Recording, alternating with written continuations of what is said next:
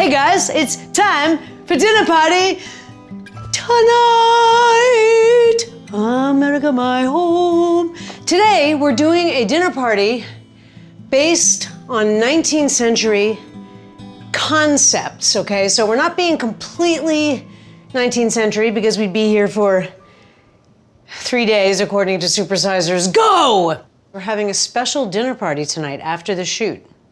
Sort of a crossover between my theater company and dinner party tonight because we're actually doing an adaptation of Henry James's Washington Square. You may remember the movie The Heiress with Olivia de Havilland and Montgomery Clift. You know, is it a faithful adaptation? Are they brilliant? Yes. We're doing a new adaptation of Washington Square, and the first 5 people who write into the address below, which is our email address, will receive free tickets to Washington Square. Square. Is it what you expect? Perhaps not, but it's faithful. And then also, if you don't win tickets but you happen to be in New York, why not come to the theater? Look, my plays never run over 1 hour, 15 minutes. That's the longest play we've ever done, except for Julius Caesar. You can sit through anything for 1 hour and 15 minutes. The actors, or some of the actors from the play, are going to come here for dinner and eat 19th century food. We're going to have some venison, don't be afraid. I'm going to use the sous vide, don't roll your eyes, okay? It's the same thing as a fillet of beef. It's lean, so you wanna cook it in the oven for 25 minutes, basically, until you see little drops of blood on the top, just like a fillet. I'm gonna use the sous vide, and then I'm gonna sear it with the Searsall. We're gonna have some plum sauce with it or fruit sauce with it, kind of like the chutneys we've made in the past, but a little more plummy. Then we're going to have something called fondant potatoes. Now, the word fondant is confusing because people think of fondant icing, which might have a different origin, the word, but the word fondant simply means cooked in oil, okay? So fondant potatoes are a fancy potato thing, kind of a throwback to the 70s, not the 1870s, but they're absolutely fabulous, and I make them all the time. There's like a potato chip, mashed potato chip. You'll see, they're great, they're awesome. Tonight I'm gonna serve some greens that possibly wouldn't have been on the 19th century table. I'm gonna do some just broccoli rabe and spinach in the oven. We were going to make something called a blancmange, which is an English dessert, which is written out blanc mange, white eat, or eat white, okay? And basically it's a white jello. We decided not to make it. It reminded me a little bit of my school days in England, and I hated blancmange, so we decided not to make it. We're gonna have a super weird dessert called a Nesselrode pudding. I've never made it before. I made a test one with Edgar. We have to open the chestnut puree with this. Edgar and I are making Nesselrode pudding. So here, the test one. There's the cherries, rum, chestnut puree. There's the custard. No one knows if it's gonna work. So let's start cooking. Nesselrode pudding. God help us. As everybody who knows me already knows, I am very interested in the 19th century, specifically the 40s through to like the beginning of the 20th century. Why? Well, if you think about it this way, in 1890, right, 5, let's say, in 50 years, the atomic bomb exploded. It's one of the most rapid changes in history. And I love the moment, the tipping point moment when we tipped into this. There's a million other reasons why I'm obsessed with it. Partly the clothes, even though, boy, do I like a man in a late 18th century costume. A boy in a 1870s costume, not bad. 1780s with the thing in the neck, I mean, come on.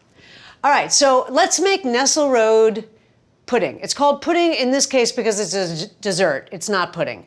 What it is really is a semifreddo, which is a frozen dessert that's not churned, which means you can make this sans ice cream maker. It's named after this guy called Count Nesselrode, and he actually is responsible for a couple, or his cooks are responsible for some other interesting recipes. So you must make this basically the night before, because it has to freeze overnight.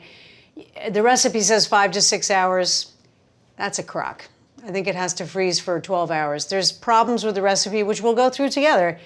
And then when we turn this thing out, if it comes out, we'll see what happens. What does Nesselrode have in it? It has cherries and rum in it, question mark. It has cream in it, a lot. It has egg yolks in it because it's a custard. I want to make sure the cream doesn't boil. It has vanilla in it. It has chestnut puree in it, which they want you to pour in, mix in, question mark. And some salt and stuff like that, and sugar. James Beard website has the most common recipe that I found. And then when I found James Beard, it was the same recipe that I was seeing on other websites. So go to James Beard if you have the desire to make Nesselrode. So the first thing we're gonna do is make a custard, which is a very simple thing. I've been heating some cream, and I'm going to separate 4 eggs. I think it's 4 eggs. How many eggs is it? 5. Oh, it's a lot. Yesterday, Brian calls me from the office. Leonard is there waiting for the dog walker. And Brian calls me from the office and he goes, Randy, this is an emergency. And I thought he was joking, like he was gonna say, the mail didn't come or some like joke. And I said, oh, what's the emergency, Brian? And he goes, the locksmith left the door open and Leonard is gone. So I ran outside, was screaming, did anybody see my dog, Jack Russell, running down the street? Brian's running up and down. He went to the mailbox because Leonard loves Brandon and Howard and everybody at mailboxes on West 4th. We thought maybe he went there. My back brain is flooding me with crisis, what do you call it, like calmness? And I'm like, when you turn the corner, he's gonna be flattened on Bleecker Street. Be prepared to be calm and make his last, minute not terrifying for him, etc. I turn around like this, and Leonard is walking up to the front door. Can you imagine if we had lost him? I think that's 4, but I wasn't counting, so this would be number 5. I mean, who knows? It's just a custard. Don't be scared. If custard, you know how to make it, you're a dinner partier. There you go. Here's my warm cream, which is actually kind of hot. So I'm just gonna incorporate these, and then I'm gonna just pour in a little cream and temper the eggs, which you guys know how to do. So I'm gonna put a little bit of cream, stir, because otherwise you make scrambled eggs, okay? And then you get bored and you just throw it in. Kelly Coles-Evans, who runs a cookware shop in England, is one of our great fans. They have 2 Jack Russells. Can you imagine if your Jack Russells had run away, Kelly? You would freak out. Okay, now I'm just gonna return this to the stove. Having made the practice one, this has to be pretty thick. I forgot to put the sugar in the custard. Don't freak out. You're supposed to mix it in with the egg yolks, all the times that you're making Nesselrode pudding. But actually, for a custard, it can melt in the cream, it's fine. So I'm just gonna put in 3/4 of a cup of sugar into my almost ready custard here. I used caster sugar because I don't have much time with this because it's thickening pretty fast and it already dissolved because it's caster. Don't use confectioner sugar, it has corn flour in it. It makes like a gummy paste if you mix it with water, so don't do that. All right, that's almost ready. Now, whip some cream.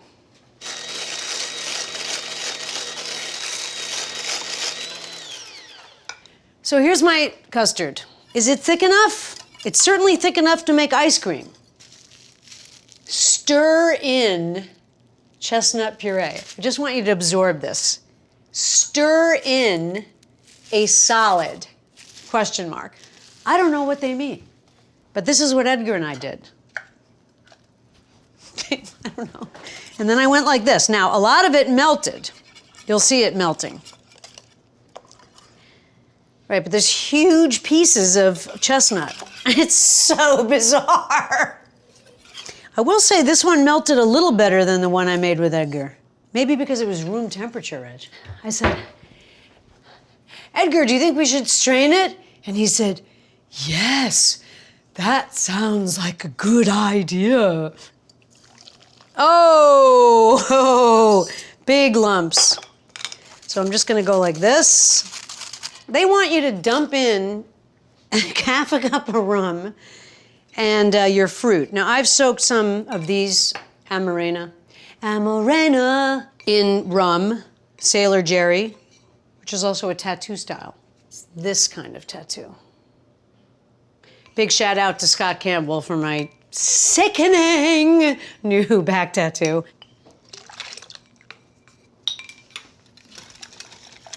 The other thing they want you to do is use a greased pan with a shape, okay? Like a cute shape. This is too big, but it's okay. What I'm gonna do is line this one with saran wrap. Now, how would you do this? How about if I did like this and then I put in a... This isn't a very good advertisement for Nesselrode. I mean, who the hell is gonna make this? We're gonna lose viewers. I want you to look at the consistency of this. Look at this, okay? They want you to fold in the whipped cream. So either I've done something horribly wrong or we'll never know.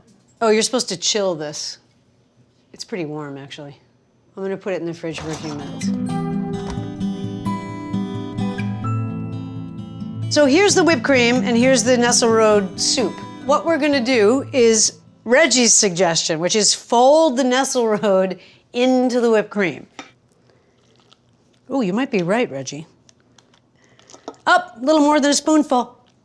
And I think if it has stratas of whipped cream in it, it's not that bad. I don't know, I'm just gonna go like that. And there's no way that it's gonna suspend those cherries.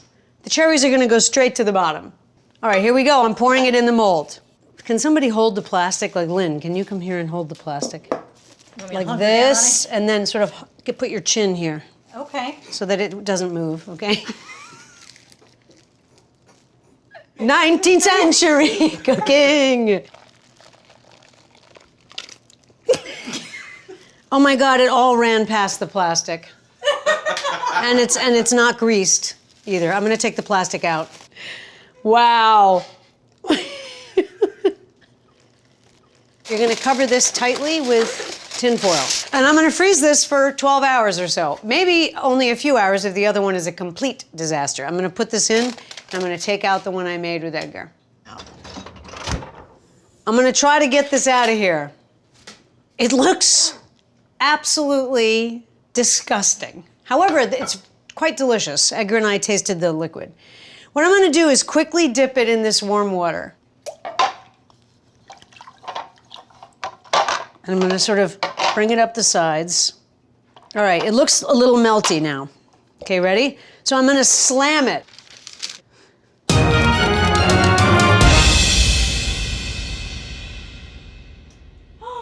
Oh my God! It dropped out! All of the cherries are on one side. Look. It's great. Wow, it's really good. I'm gonna quickly refreeze it. We'll see. I made a backup dessert, thank God, because I hesitate to serve that with all the cherries shoved over to one side, which happened when I put it in the freezer. Nesselrode pudding, you gotta be kidding. We're going to make fondant potatoes. Did you guys ever hear that thing about don't eat green potatoes, they get poisoned? Remember when we took that cooking class and I was eating the raw potato and he goes, you will die from eating this. Don't eat the raw potato, it will kill you. Which it won't. I've learned that people love and request fondant potatoes. They call them potato chip potatoes because what they look like in the end is a potato chip with a cylinder of potato and a potato chip. The only thing about it that's rough is that it can make a little bit of smoke. So what you're gonna do is peel potatoes, have a bucket of cold water handy. And you're gonna soak your peeled potatoes in cold water. Why, you ask? The answer is because you wanna soak off some of the starch. And you're gonna cut these into an attractive cylinder. What does that mean? There. Now, a French chef is fainting when he sees this, but there you go. Okay, I'm only gonna peel 4 potatoes because I'm gonna run out of hilarious anecdotes to tell you while I'm peeling potatoes. You wanna make these kind of beautiful, so if you hit one that has a lot of black spots on it, ditch that one. Cylinder. By the time I'm done peeling, they will have soaked long enough. For some reason, fondant potatoes is a notorious trip up for people in MasterChef the Professionals UK. These are professional chefs. I think it's because they choose to make something that takes kind of a long time in a short period. Okay, basically we're gonna fry these, fry them, put butter in it, put stock in it, and put it in the oven. Anybody can make these. Now the next thing I'm gonna do is dry these. After you do the stovetop thing, sort of like Hasselback potatoes, you gotta give these at least 50 minutes, okay? These are small. These could cook in 50 minutes. 45 to 50 to 1 hour, depending on the size of your potato. So first of all, we're going to do... Hot pan, grapeseed oil. That's right. This is a beautiful little pan by a company called SUCCULENT. I think their stuff is super chic. They also make this beautiful little spice grinder thing. Isn't that cool? This hides a little storage area. I mean, how rad is that? Okay, here we go. Here's a little grapeseed oil. Make a nice bed. I'm gonna use a big piece of shallot, just like that. And then I'm gonna use a garlic clove still in the skin that I'm just gonna crush with my hand. You're going to put the nicer side down.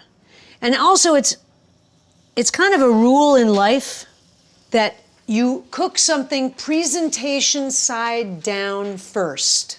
You're basically making a potato chip here. I'm gonna throw this in, why not, right? You're gonna lift it up every now and again to see if it's a potato chip, right? It's not a potato chip yet. This is my assistant, Chad, hooray! We call him the Chad Vantage. You see they can make smoke, just be aware of that, okay? So I'm gonna turn these because look what's happened. There's a potato chip.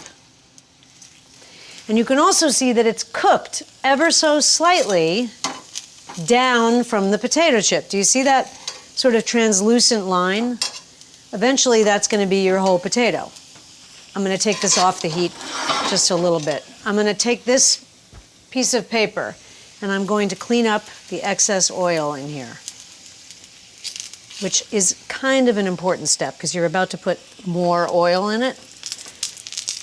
Now I'm gonna put butter in here. Oh yeah. I'm gonna take some thyme. Why don't you take some time? Drop it in like that and soak it in the butter. I'm now gonna move this back to the heat, turn it down a little bit. What you're doing now is making the potato chip on the other side. And occasionally you can pick this up and paint your potatoes. Does that really make a difference? I don't know. That's how Gordon does it, so that's how I do it. Good, we're getting a nice potat chip on the other side. Lynn and I call potato chips pochais because it takes too long to say potato chips.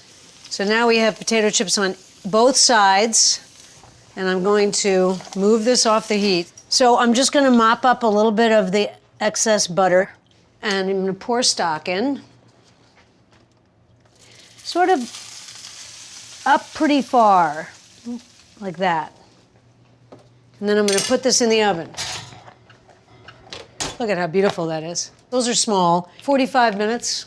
And then you test it by sort of putting a toothpick through the potato part. So you're like, if the toothpick goes through all perfectly without hesitation, take them out and they're ready to go.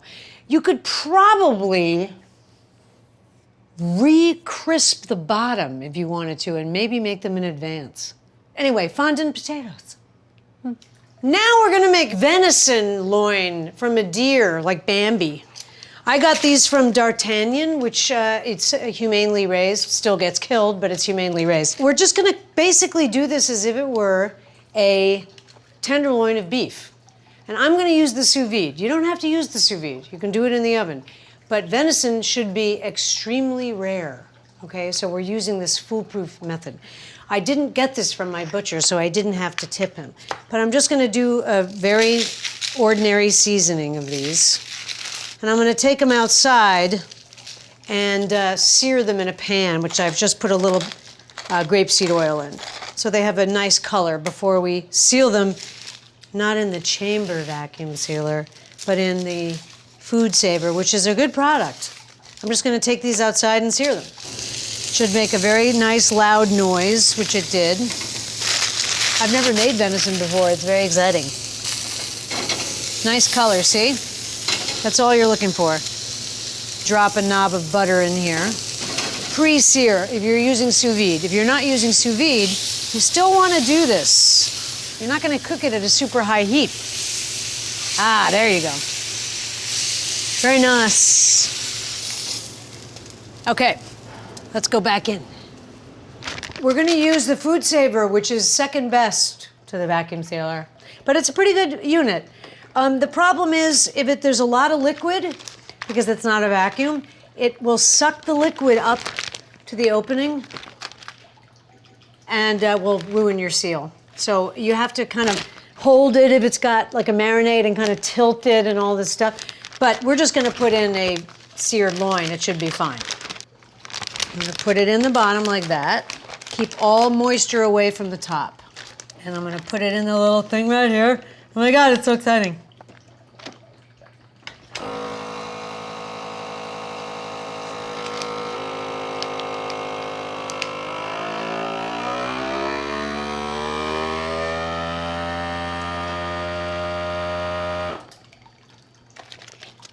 It's an okay seal. See how the liquid got pulled up and it's not fully sealed here? That's the problem with the food saver. These are reusable bags, but it's an issue. I sealed it for the express purpose of it sinking. It might still sink. All right, let's see. Okay, this is 129 degrees. If you're doing it in the oven, I wouldn't do it more than 25 minutes before you put the meat thermometer in it. And you'd have to look up what it's meant to be inside to be rare. I'm just gonna lower these in to their last bath. Oh, they sank nicely. Okay, I'm gonna clip these to the side and I'm gonna start the timer. Now we're gonna do an experiment because I've never made this before, sort of like the Nesselrode pudding. So we're gonna do one loin at 1 hour. We're gonna take it out and see what it looks like. And we're gonna do the other loin at 2 hours and see what happens. It's like an experiment. Who's the boss? Fruit sauce. We're gonna make a really simple fruit sauce. It was supposed to be plum sauce, but I could find no decent plums. It is not plum season, of course, and I forgot to order them from Frog Hollow, which is incredible fruit. So instead, we're going to use prunes. You know what prunes are? They're dried plums. So I'm gonna use probably that many. Prunes are very good for you, regardless of the famous thing that they're good for. They're also delicious. Rough chop the prunes, rough chop the prunes. And then basically I'm gonna do a cheat, which is the other day there was one of the most anticipated rematches of the 21st century, certainly, and maybe of the 20th century, which was Fury Wilder 2. You know, we were all like, yeah, having this big party with like all champagne, caviar, blah, blah, blah, Anyway, I made a cold ham, sort of country ham with cherry sauce. So I'm gonna use the cherry sauce, which has been in the fridge for a little bit. So it's a little bit stiff, which is kind of the same ingredients of what we're about to make, which is cherries, shallots, vinegar, sugar. And I'm gonna use this miracle, which is tart cherry juice, and you can use it to make mixed drinks, but I'm gonna use it to sort of thin the vinegar that I'm gonna use in the sauce. So basically, I'm just gonna begin by sauteing some shallots. Some olive oil, like Linny always tells me. Hot pan, olive oil. I'm gonna use half of these, and I'm gonna use a little bit of long pieces of onion. We have a lot of Canadian fans, so I'd like to take a moment to say, oh, Canada. You guys have the best anthem. Do you know we have the only anthem in the world that ends with a question? But your anthem, the melody is so beautiful. Oh my God. The other one that's there's many that are super heartbreaking, but there's one, the Indonesian one is, they say the name of the country in it and it makes you cry. The part of the song, it goes, Indonesia, and it's like, oh man. I'm just frying these down until they're slightly translucent. On second thoughts, I might not put the big pieces in because I just remembered that we're making more of a sauce than a chutney, but it doesn't really matter. I'm gonna put in the prunes and soften them up a little bit. I'm gonna put a little blackberries in here. I'm just basically heating this through before I put the liquids in. This is apple cider vinegar. Hippies will tell you it's the cure-all of all time. It actually does have pretty seriously medically backed up properties. However, it does not cure any skin cancer. I'm putting in vinegar now.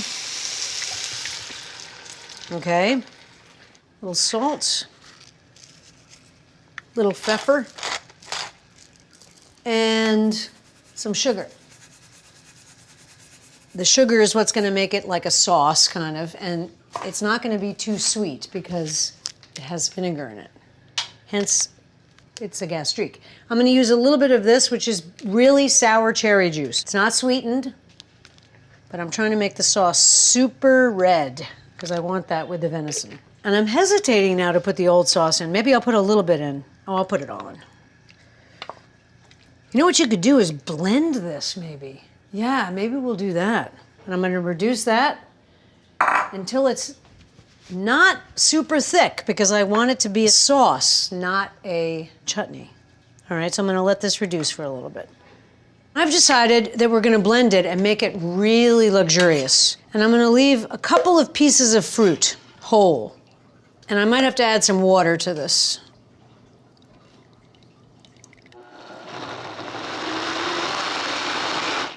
Okay, so it's too thick for sauce, but it's this could be a great idea. There's an old adage, which is you never add water, always add flavor, but Reggie and I agree. This has enough flavor, I think. I'm just gonna put a little shot of water in here because it's quite thick.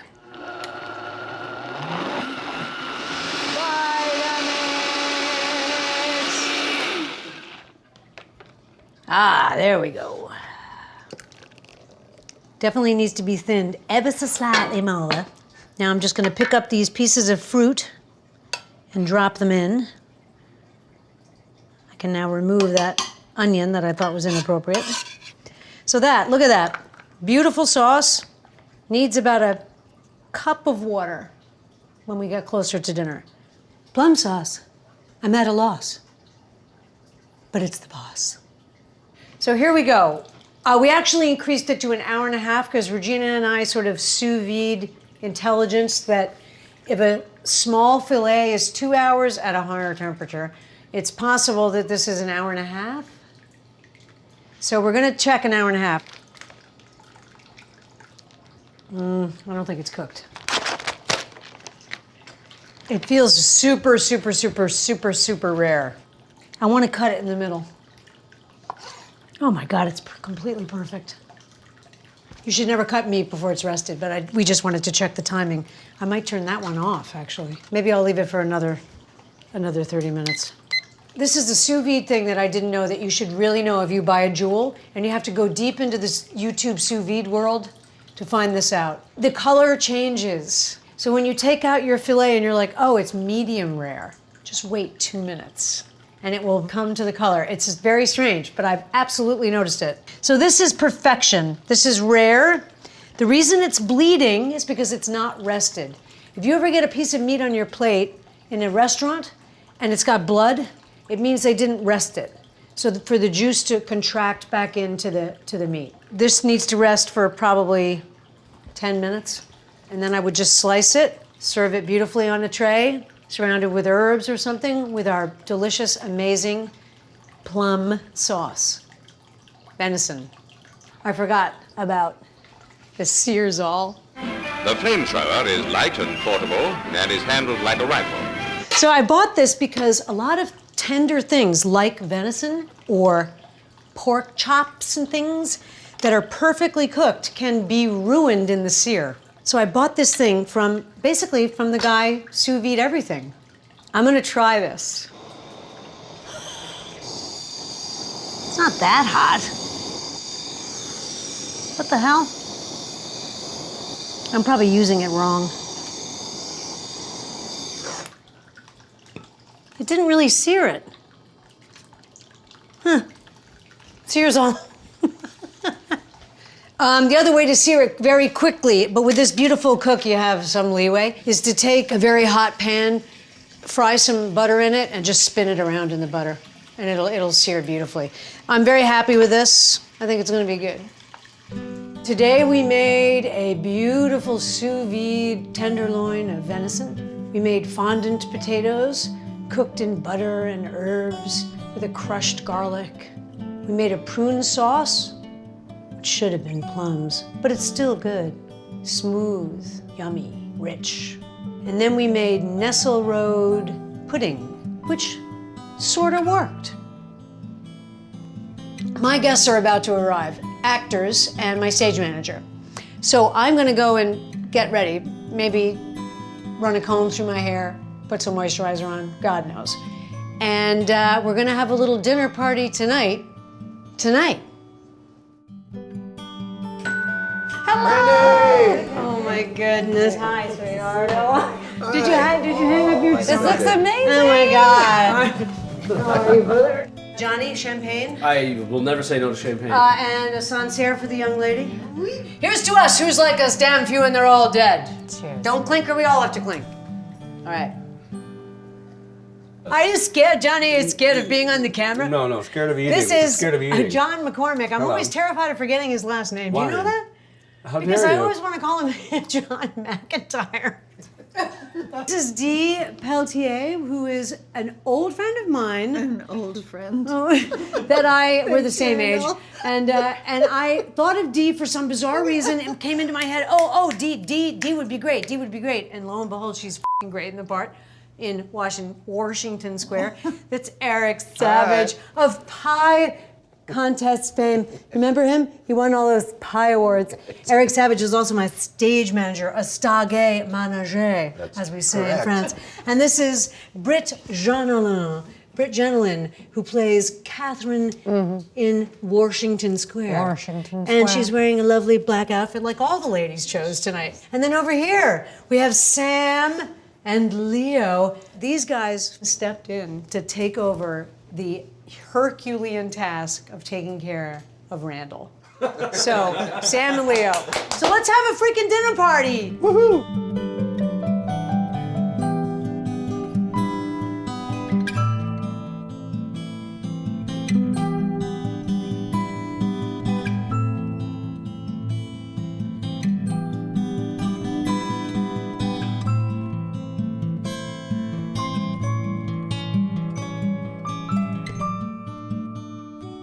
I'm not gonna lie to you.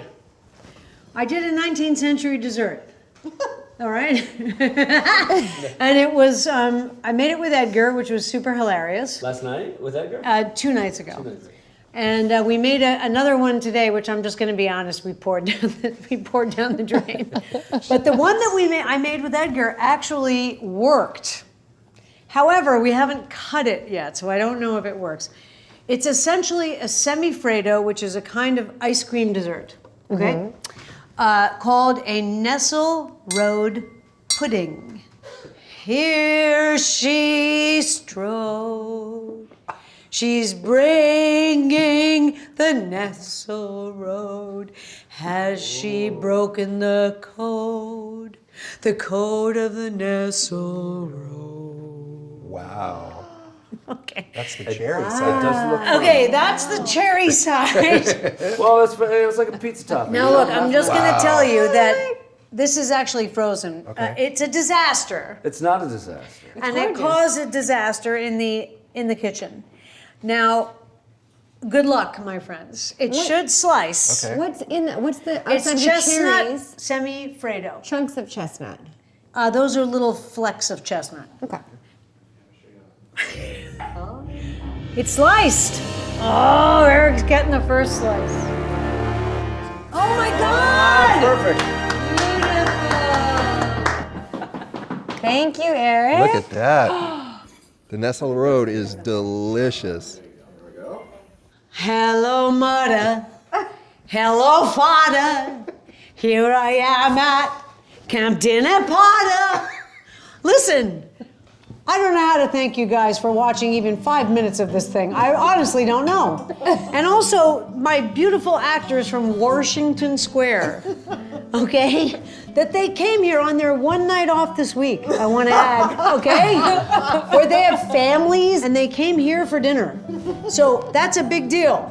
So we want to say thank you to the Access people and such a deep thank you to the crew of Dinner Party Tonight who had to eat in the other room, which made me super uncomfortable. We don't know how to thank you for watching the show. Honestly, it's such a big deal for me to read your comments and your suggestions, that you are participating in my dinner party and I'm participating. It was my great honor to participate in your dinner party. So thank you so much from Dinner Party Tonight. We love you. And from Washington Square, we raise our glasses to the spring.